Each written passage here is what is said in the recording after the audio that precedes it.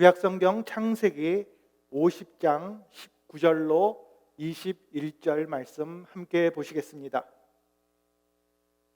요셉이 그들에게 이르되 두려워하지 마소서. 내가 하나님을 대신하리이까. 당신들은 나를 해하려 하였으나 하나님은 그것을 선으로 바꾸사 오늘과 같이 많은 백성의 생명을 구원하게 하시려 하셨나니 당신들은 두려워하지 마소서. 내가 당신들과 당신들의 자녀를 기르리이다 하고 그들을 간곡한 말로 위로하였더라. 아멘. 이 그냥 하나로 있는 것보다는 둘이 함께 같이 있을 때 더욱 잘 어울리는 것들이 있습니다. 예를 들어서 쿠키하고 우유는 아주 잘 어울립니다. 그리고 또 우리들이 영화를 볼 때 그냥 앉아서 보는 것이 아니라 영화를 보면서 팝콘을 먹는 것, 아주 역시 찰떡궁합입니다. 그리고 할아버지 품에 안겨있는 손자 손녀의 모습도 아주 보기 좋습니다. 하지만 이와는 아주 반대로 같이 있으면 안 되는 것도 있습니다. 꼬리가 아주 긴 고양이 그리고 흔들 의자는 좋은 생각이 아닙니다. 오히려 고양이가 흔들 의자에 가까이 있으면 그 의자 밑으로 그 꼬리가 들어가서 밟히게 될 것입니다. 그리고 요즘 음식점에 가보면 매운 음식들이 유행을 합니다. 아무리 이렇게 매운 것이 유행이라고 하지만 맛있게 커피를 타고 거기다가 고춧가루를 뿌리는 것은 별로 좋은 생각이 아닙니다. 그렇다면 축복과 원망, 이 두 가지는 어떻습니까? 이 둘은 전혀 어울리지 않는 조합입니다. 하나님의 축복을 바라면서 또는 이미 하나님께서 주신 축복을 우리들이 받아 누리면서 하나님을 원망한다는 것은 말이 되지를 않습니다. 하나님의 그 풍성하신 그 축복, 이 말에는 기쁨과 감사가 마땅하지 원망이나 불평 혹은 불만족 등과는 전혀 함께할 수 없는 그런 말입니다. 그러므로 우리는 이 두 가지 중 한 가지를 선택해야 합니다. 기쁨으로 감사할 것인가? 아니면 불평하며 다른 사람을 원망할 것인가? 이 두 가지는 절대로 함께 섞일 수가 없습니다. 그리고 우리들에게 지금 필요한 것은 감사함이지 원망이나 불평함이 아닙니다. 그런데 우리들이 무언가를 감사한다는 것, 그 감사하는 마음을 갖는다는 것이 참으로 쉽지가 않습니다. 그냥 가만히 있는다고 해서 감사하는 마음이 이 안에서 저절로 생기질 않습니다. 자기 연민에 빠지는 것, 그 누구도 할 수 있습니다. 불평하는 것은 아주 식은 죽 먹기입니다. 누가 가르쳐주지 않아도 불평, 원망은 아주 저절로 나옵니다. 불만도, 체념도, 그리고 푸념도 너무나 쉬워서 어디서 배우지 않아도 누구나 다 알 수 있습니다. 오늘 본문에 나오는 요셉은 성경에서 아주 잘 알려진 그런 사람입니다. 야곱의 아들이고 애굽의 총리 대신이라는 아주 높은 직을 차지했던 그러한 인물입니다. 그런데 그는 어떤 사람이었습니까? 그의 환경과 처지 그리고 그의 인생을 돌아보면 정말로 이야, 요셉 같은 사람이 되고 싶다, 그렇게 부러워할 만한 최고의 삶을 누렸던 그런 사람이었습니까? 물론 그의 인생 후반부는 그렇다고 말할 수 있을 것입니다. 하지만 그의 삶의 초반부는 너무나도 힘들고 답답하고 어떤 것 하나도 제대로 풀리지 않는 아주 참담한 그런 인생을 살았습니다. 그는 어떤 일에도 원망과 불평을 할 수 있는 아주 충분한 이유가 있었던 그런 사람입니다. 자기가 한 일이 아닌 것으로 어려움을 당했기 때문에 그것 가지고 불평을 할 수도 있었습니다. 게다가 그런 불행한 삶으로 인해 그의 인생을 통째로 포기하고 절망에 빠진다 하더라도 우리는 그가 그럴 수 있겠다, 이렇게 이해할 수 있을 것입니다. 요셉은 형들에게 배신을 당했습니다. 버림을 받았습니다. 그뿐 아니라 노예로 팔려갔습니다. 가는 곳마다 사람들로부터 억울한 누명을 쓰거나 아주 좋은 일, 선한 일을 베풀고도 사람들에게 잊혀졌던 그런 사람이었습니다. 아무리 우리들이 눈을 씻고 찾아봐도 요셉에게 있어서 감사할 만한 조건은 한 가지도, 단 한 가지도 없는 것처럼 보입니다. 그럼에도 불구하고 요셉은 불평과 원망을 선택하지 않았습니다. 요셉은 자신의 그 과거의 아픔에 매여서 자신의 처지를 원망한 것이 아니라 오히려 하나님께서 하신 일을 믿고 언제나 감사의 마음을 품었습니다. 오늘 이 창세기 말씀은 우리들이 요셉처럼 어떤 상황 가운데에서도 원망이나 불평하지 않고 어떻게 어려움 속에서도 감사하는 마음으로 살 수 있는지를 다음 세 가지로 말씀해 주고 있습니다. 첫 번째로, 우리는 하나님의 주권을 믿기 때문에 감사해야 합니다. 요셉은 젊은 시절에 그의 형제들의 미움을 사서 노예로 팔려갔습니다. 그리고 자신이 전혀 짓지도 않은 그런 범죄 때문에 수년을 감옥에서 보냈습니다.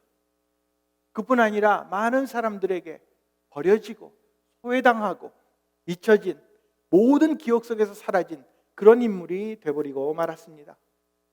그렇지만 하나님의 인도하심, 그리고 하나님의 계획 속에서 그는 결국 감옥에서 나와 애굽의 총리가 되었고, 마침내 아버지를 만나고 식구들을 다시 만나는 그런 놀라운 일을 경험하게 되었습니다. 그런데 여기까지는 참 잘 흘러간 것 같은데, 아버지 야곱이 죽게 되자 이제 형들이 걱정을 하기 시작합니다. 혹시라도 요셉이 자신들을 이제 해할까 봐 두려워했던 것입니다. 오늘 본문 말씀 19절을 보겠습니다. 요셉이 그들에게 이르되 두려워하지 마소서, 내가 하나님을 대신하리까, 이렇게 기록합니다. 요셉의 형들은 자신들이 요셉에게 행한 악한 일들을 누구보다도 더 잘 알고 있었습니다. 그렇기 때문에 그들은 두려워했습니다. 사실상 요셉에게 있어서 그들의 형들은 일생의 원수와도 같은 존재였습니다. 형들이 자기를 시기했습니다. 근데 그것도 부족해서 죽이려고 했고 결국은 노예로 팔아버렸습니다. 요셉의 마음 저 한켠 속에 형들에 대한 억울함, 미움, 분노가 분명히 있었을 것입니다. 그럼에도 불구하고 그는 형들에게 이렇게 말합니다. 내가 어떻게 하나님을 대신하여 벌을 내릴 수 있겠습니까? 여러분은 어떻게 이렇게 원수에게 말할 수 있습니까? 이제 요셉이 애굽의 총리 대신 쯤 되고 높은 자리에 올라갔으니까 이제는 좀 더 여유를 가지고 고상한 척하면서 반영을 베푼다, 그렇게 생각합니까? 그런 것이 아닙니다. 요셉은 이 모든 일, 형들이 자신을 노예로 팔아버렸던 것, 그리고 억울한 누명을 쓰고 옥살이를 했던 것, 모든 사람들에게 버림을 받았던 것, 이 속에서도 이 모든 것이 하나님의 계획하심과 인도하심 속에 있는 것을 확신했기 때문에 그 형들을 용서하고 감사할 수 있었던 것입니다. 요셉은 자신에게 일어난 모든 일들이 지금 하나님의 놀라우신 그 주권 속에서 하나씩 진행되고 있음을 인정했습니다. 그래서 그는 그에게 일어난 모든 상황을 단 한 번도 불평하지 않고 하나님 앞에 감사했던 것입니다. 요셉은 하나님의 주권을 절대적으로 믿었기 때문에 모든 일에, 모든 것에 감사할 수 있었습니다. 우리는 이런 요셉의 모습을 보면서 우리도 이런 감사의 마음을 가져야 합니다. 좋은 일, 기쁜 일, 정말로 이건 너무너무 감사하다, 그런 당연한 일에만 감사하는 것이 아니라 모든 일에, 어떤 경우에도 이것은 하나님의 주권 아래, 하나님의 계획 속에, 그리고 하나님의 인도하심 가운데 일어나는 일들이라는 것을 믿고 먼저 감사해야 합니다. 만일 우리들이 어려움을 당할 때 다른 사람에 대한 원망과 분노로 우리의 마음을 가득 채운다면 우리는 그 어려움을 이겨내지 못할 것입니다. 오히려 요셉과 같은 그런 감사의 마음으로 지금 하나님이 나와 함께 하신다, 내가 아무리 힘들고 어려워도 이 가운데 하나님의 계획이 분명히 있다, 그리고 지금 하나님께서 이 일을 도와주고 계신다라는 그 하나님의 주권에 대한 믿음을 가져야 합니다. 그러면 우리는 모든 일에 감사할 수 있습니다. 밝은 날에 감사하는 것, 그것은 누구나 할 수 있습니다. 하지만 어두운 날에, 괴로운 날에, 누가 우리를 모함할 때, 고난의 구덩이에 빠뜨릴 때에는 감사하기가 쉽지 않을 것입니다. 그러나 하나님이 나를 위해 하시는 일을 인하여, 지금 행하고 있는 그 모든 일들로 인하여 감사하시기 바랍니다. 우리는 하나님께서 우리를 사랑하는 그 사랑의 능력으로 인해 모든 것을 넉넉히 이길 수 있습니다. 우리는 하나님의 주권을 믿기 때문에 감사해야 합니다. 그리고 두 번째로, 우리는 하나님의 선하심을 믿기 때문에 감사해야 합니다. 본문 20절을 보면 요셉은 이렇게 고백합니다.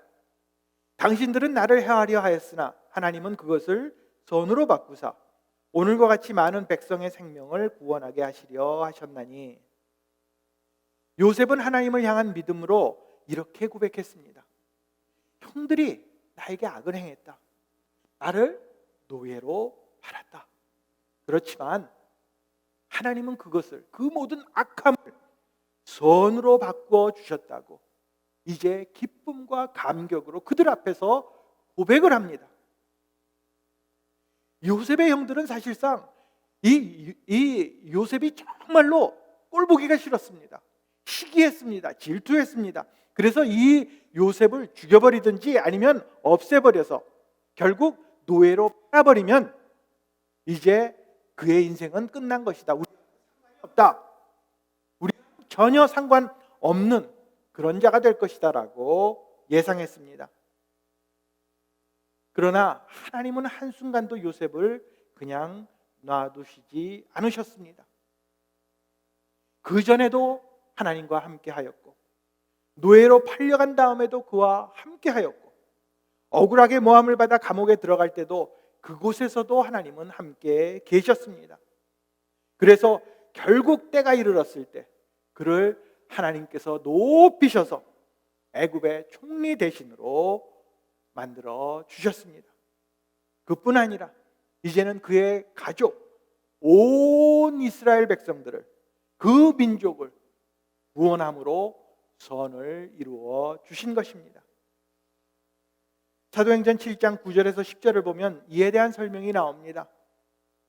여러 조상이 요셉을 시기하여 애굽에 팔았더니 하나님이 그와 함께 계셔 그 모든 환난에서 건져내사 애굽 왕 바로 앞에서 은총과 지혜를 주시매 바로가 그를 애굽과 자기 온 집의 통치자로 세웠느니라.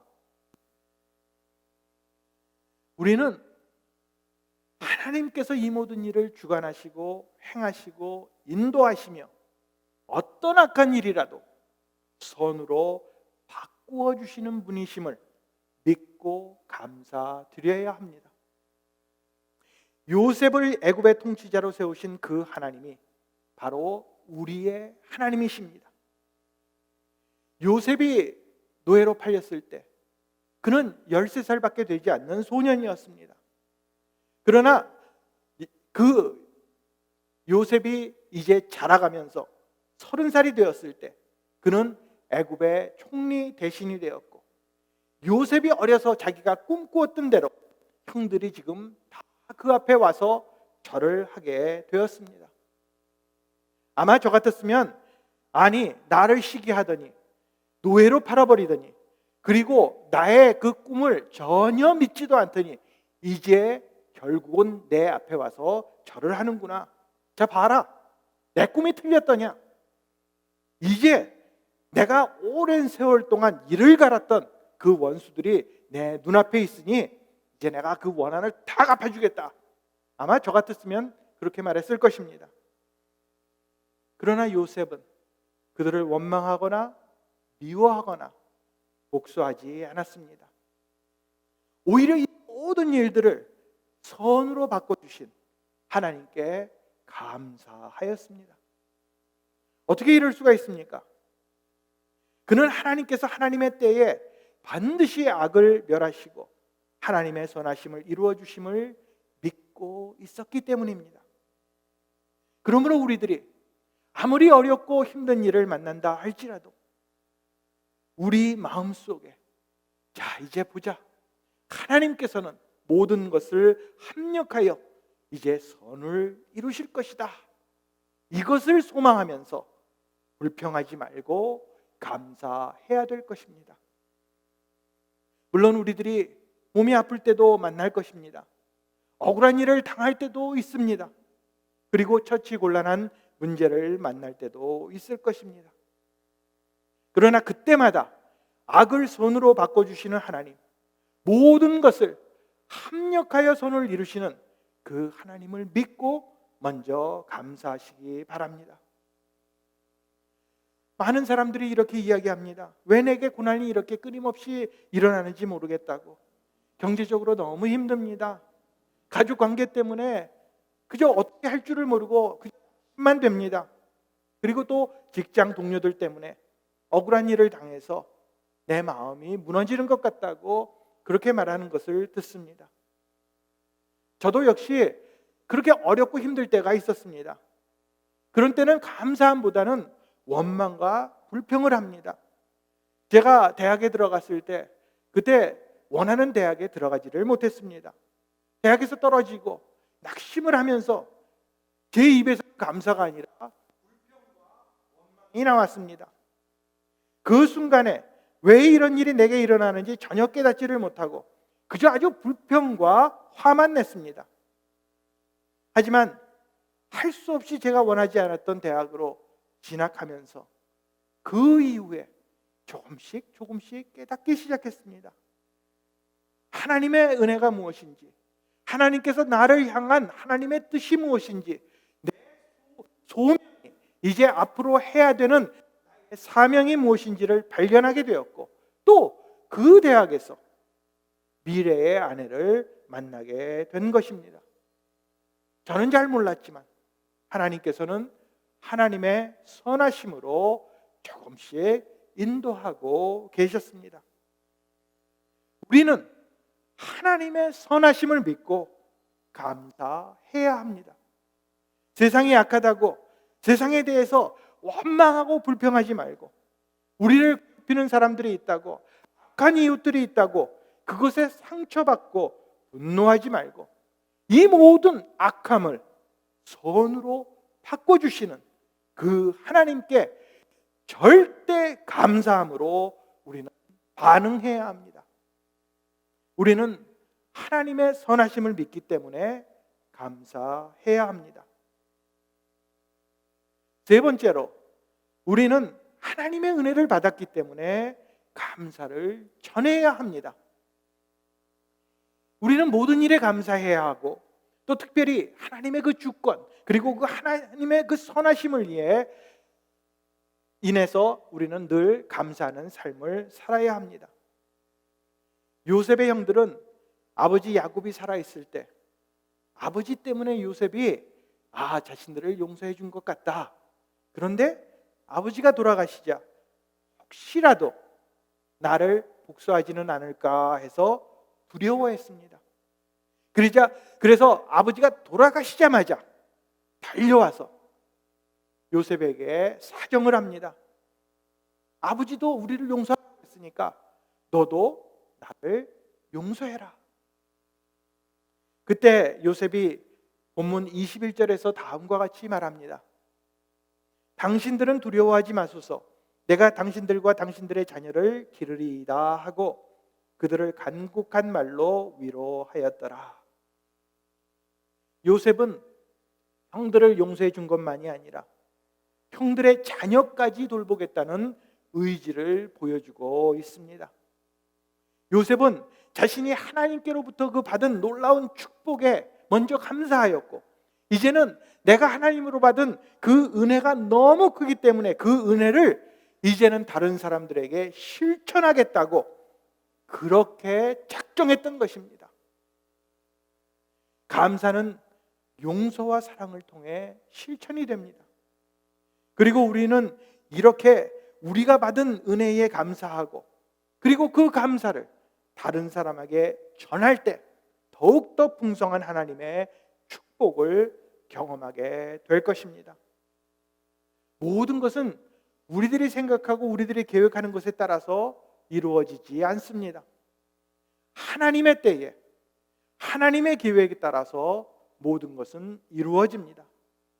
따라서 우리 마음속에 있는 미움이나 분노나 섭섭함이나 상처들이 있다면 이제 그 모든 것들은 다 내려놓고 다 우리의 마음에서, 우리의 어깨에서 털어내고 감사하는 마음으로 나를 힘들게 하고 어렵게 하는 사람들을 용서해주고, 오히려 그들에게 그 하나님의 놀라운 사랑과 그 하나님의 놀라운 은혜를 감사함으로 전하시기 바랍니다.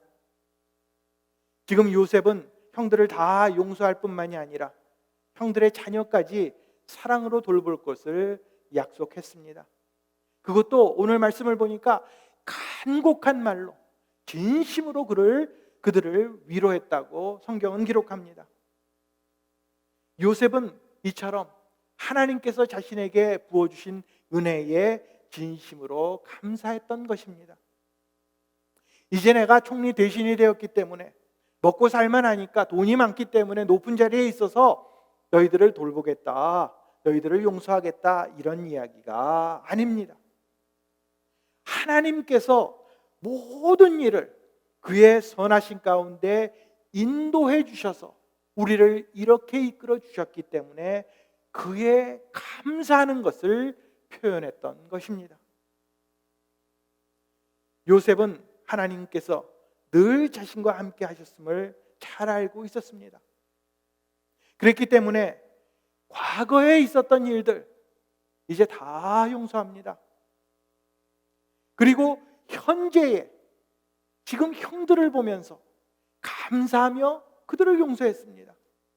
그리고 미래에는 그 감사를 형들의 자녀들을 통해 계속해서 실천할 것을 선언하였습니다. 지금 우리는 어떤 마음으로 하나님 앞에 감사를 올려드리고 있습니까? 우리의 삶 가운데 어떤 감사들이 있습니까? 1년에 한 번 추수감사절이 되면 하나님 고맙습니다, 이렇게 한마디만 하면 됩니까? 그리고 집에 가서 터키를 아주 맛있게 먹으면 그걸로 감사절은 다 끝나는 것입니까? 만일 우리들이 하나님의 선하신 모든 일들을 진심으로 감사한다면 우리가 받은 은혜에 따라 우리의 감사를 모든 이웃들에게 전해 주어야 합니다. 하나님이 얼마나 선하신 분이신지, 또 우리를 어떻게 인도해 주셨는지를 그들에게 전해야 합니다. 우리를 향하신 하나님의 선하심과 더불어 하나님께로 올려드리는 우리의 감사를 우리만이 아니라 이제 모든 사람과 함께 기쁨으로 나누어야 할 것입니다. 그렇게 함으로 우리는 우리들의 이웃들에게 하나님의 선하심을 전해줄 수 있습니다. 지금 코로나 바이러스로 인해서 모든 사람들이 평소보다 더 예민해져 있습니다. 별것도 아닌데 화를 냅니다. 운전하는 것만 보아도 그렇습니다. 자신이 잘못하고도, 운전하고 가고 있는데 앞으로 끼어들다가도 분명히 자기가 잘못했는데도 경적을 울리고 손가락질을 하고 소리를 지릅니다. 아마 경제적으로 어려워지고 또 가정에서 직장에서 많은 스트레스를 받기 때문일 것입니다. 이럴 때일수록 우리도 네가 화를 냈어? 나도 하고 같이 화를 내는 것이 아니라 우리는 모든 것에 감사하며 그들을 사랑으로 용서로 품어 주어야 합니다. 어려움 속에서도 선한 역사를 이루시는 하나님의 인도하심을 우리는 믿습니다. 그렇기 때문에 우리는 이웃을 더욱더 사랑하고 용서해주고 품어주고 감사할 수 있어야 합니다. 누가 우리에게 소리를 지르면 밝은 미소로 대답해 주시기 바랍니다. 누가 마스크를 쓰지도 않고 무례하게 나에게 막 달려들다 할지라도 오히려 친절한 모습으로 응대해 주시기 바랍니다. 누군가가 우리에게 모함을 하고 힘들게 만들어도 그들을 향해 똑같은 모습으로 화를 내는 것이 아니라 간곡하게 이 요셉처럼 진심으로 그들을 위로해야 합니다. 이런 우리의 감사하는 모습을 통해 우리 주위에 있는 모든 사람들은 하나님을 만나고 하나님을 믿고 하나님을 깨닫게 될 것입니다.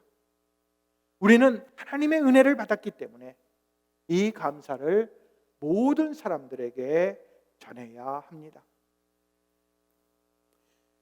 우리들에게 감사하는 마음이 있다면, 이 요셉과 같은 이런 감사가 있다면 우리는 어떤 어려운 일을 당해도 그 일을 극복할 수 있을 것입니다.